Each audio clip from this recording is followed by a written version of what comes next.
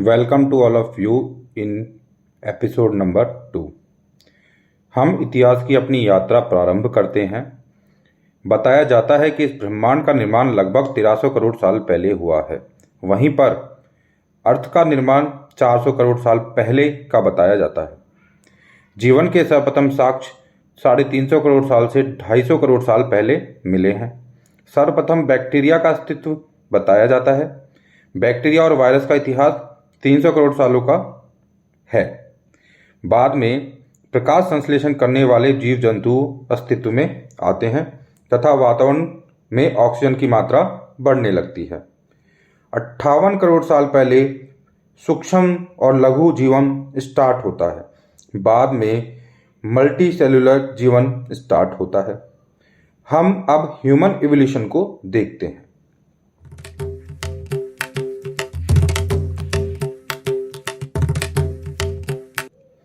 Human evolution को देखने से पहले इवोल्यूशन को जानना जरूरी है। इवोल्यूशन वह प्रक्रिया है जिसके द्वारा जीव सामान्य जीव से विकसित जीव बनता है। चार्ल्स डार्विन के अनुसार इवोल्यूशन नेचुरल सिलेक्शन पर निर्भर करता है।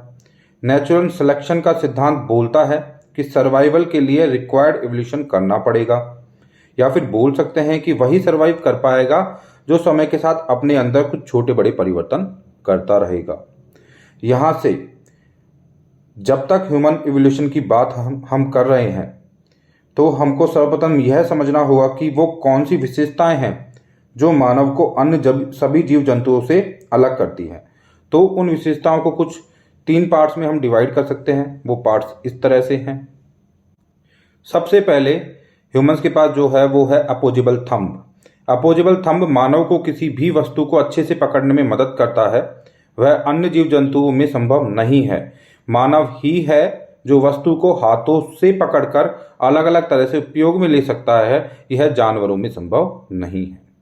दूसरी सबसे प्रमुख विशेषता है मानव का सीधा होना, इरेक्टेड पोजीशन में होना। मतलब मानव 2 पैरों पर चल सकता है और अन्य बहुत ज़्यादा जानवरों के अंदर यह संभव नहीं है।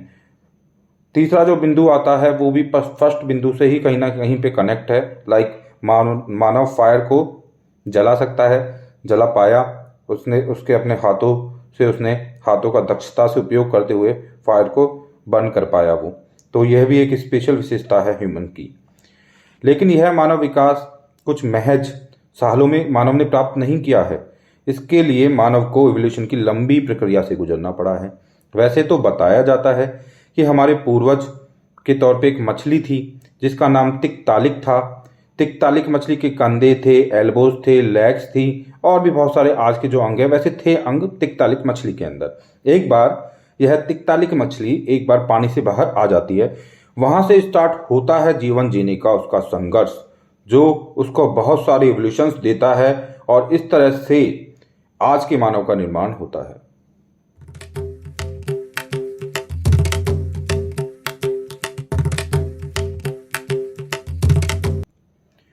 आज के होमोसेपियंस को देखने से पहले हमको बहुत सारे हमारे पूर्वजों तथा उनके समांतर प्रजातियों को भी देखना होगा।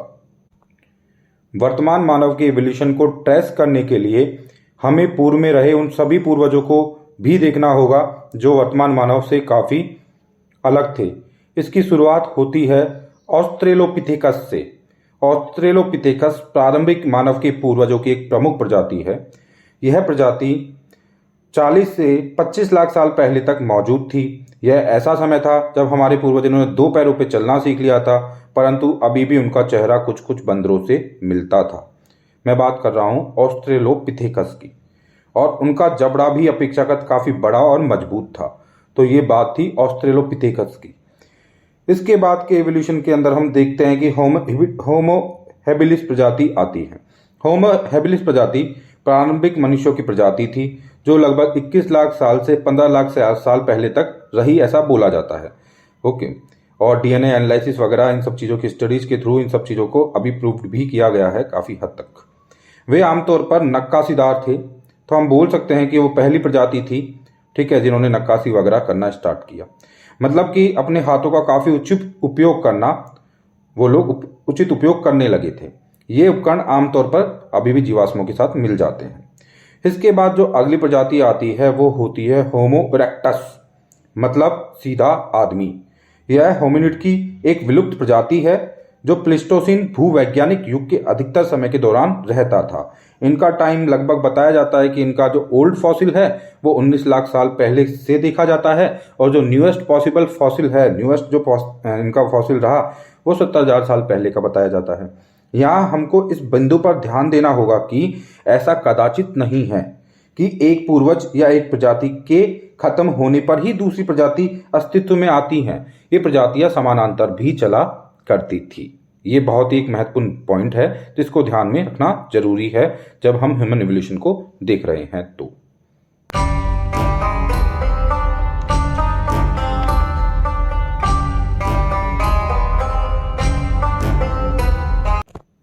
इसके बाद अगली प्रजाति आती है होमो निएंडरथॉल। होमो निएंडरथॉल भी एक विलुप्त प्रजाति है आज की। जर्मनी के निएंडर की घाटी में आदि मानव की कुछ हड्डियां मिली हैं, इसलिए इसे निएंडर मानव का नाम दिया गया। यह लगभग 16 लाख साल से 11 लाख साल तक के दौरान रहा हुआ बताया जाता है, और इसकी हाइट कहीं ना कहीं पे 4.5 फीट से 5.5 फीट तक बताई जाती है। 2007 में किए गए अध्ययनों से पता चलता है कि इनके बालों का रंग लाल और त्वचा पीली थी। अब हम बात करते हैं होमो सेपियंस सेपियंस की। यहाँ ध्यान देने योग्य बात यह है कि होमो सेपियंस सेपियंस में वर्ड 2 बार आया है सेपियंस, इसे हम जनरली होमो सेपियंस ही बोल देते हैं, लेकिन होमो सेपियंस सेपियंस आज के मानव का वैज्ञानिक नाम है। लगभग 25 लाख साल पहले उभरी हुई होमो प्रजातियों में से आज केवल होमो सेपियंस यानी हम ही बचे हैं। यह ज्ञात नहीं है कि अन्य सभी प्रजातियों को हमारे द्वारा मिटा दिया गया या फिर स्वयं प्राकृतिक कारणों से वो खत्म हो गई, लेकिन यह निश्चित है कि इन प्रजातियों में परस्पर संभोग की क्रिया हुई थी। कुछ महत्वपूर्ण एडवांटेज जो होमो सेपियंस को रहे, जिसकी वजह से वो इतना एवोल्यूशन कर पाए, यदि उनकी हम बात करें तो उनका आग पे काबू पा लेना, खाना पकाना, शरीर की सीधा मुद्रा का होना, शरीर और मस्तिष्क का एक अनुपात होना, भार का एक अनुपात होना, या उनका एक अनुपात होना, काम करने योग्य अपोजिबल थंब का होना, साल भर प्रजनन की प्रक्रिया का होना, संचार की क्षमता का होना, ठीक है, ability to create fictional truth होना। तो ये कुछ चीजें रहीं जिन्होंने कि अपर हैंड पे लाके रख दिया होमो सेपियंस को, और जो आज हम एनिमल किंगडम के अंदर जो हम रूल कर रहे हैं एक तरह से इस अर्थ को, और वो क्यों संभव हो पाया यदि उसको जानना हम चाहें, और होमो सेपियंस इतना ज़्यादा ह्यूज अमाउंट ऑफ एवोल्यूशन कैसे कर पाए, यदि इसको हमें जानना है तो हमें कुछ देखना होगा, कुछ समझना होगा कि वो कौन सी बेसिक चीज़ हैं जो हमें और अन्य जानवरों को अलग करती है। तो यदि आप ध्यान से देख पाएं तो आपको अपने हाथ में अपोजिबल थंब नजर आएगा, मतलब आपका जो अंगूठा है आपकी उंगलियों की गति की विपरीत दिशा में गति करता है, जो कि आपको मदद करता है किसी भी चीज़ को पकड़ने के अंदर। इसकी वजह से आप हथियार पकड़ पाते हैं, कलम पकड़ पाते हैं, फायर जलाने के लिए पत्थर पकड़ पाए स्टार्टिंग में, और ये सब आप कर पाए। तो नो डाउट ये जो अपोजिबल थंब जो हमें बाय लक मिल गया एवोल्यूशन के इस दौर में, इसने हमें डोमिनेटेड स्पीसीज बना दिया ऑन दिस अर्थ, और इस वजह से इतना ज़्यादा हम और जो एनिमल किंगडम है उससे आगे निकल कर आ पाए हैं।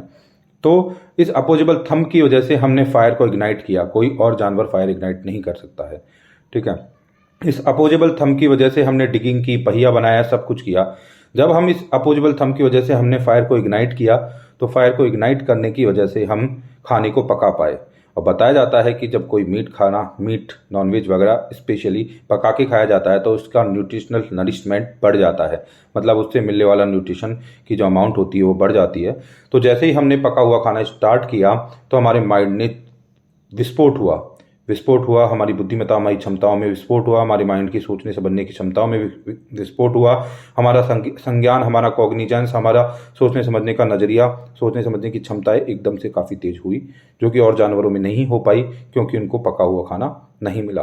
तो इस तरह से इवोल्यूशन के इस दौर में उस पके हुए खाने का हमारे मस्तिष्क के ऊपर बहुत अच्छा प्रभाव हुआ और हमने इवोल्यूशन को अचीव किया। तो ये कुछ चीज़ें थी, ठीक है। इरेक्टस पोज, सीधा पोज, हमारा मानव का सीधा खड़ा हो पाना, दो पैरों पे चल पाना, और अपोजिबल थंब का होना जिसकी वजह से इतनी सारी चीज़ों का किया जाना, ये सब है जो हमको एक दूसरे लेवल पे लेके चला गया और हमने इतना अच्छा एवोल्यूशन अचीव किया। तो इस तरह से यहाँ पे हमारा ये एपिसोड ख़त्म होता है। इसी तरह के इंटरेस्टिंग एपिसोड्स के साथ हम आगे भी मिलते रहेंगे। धन्यवाद।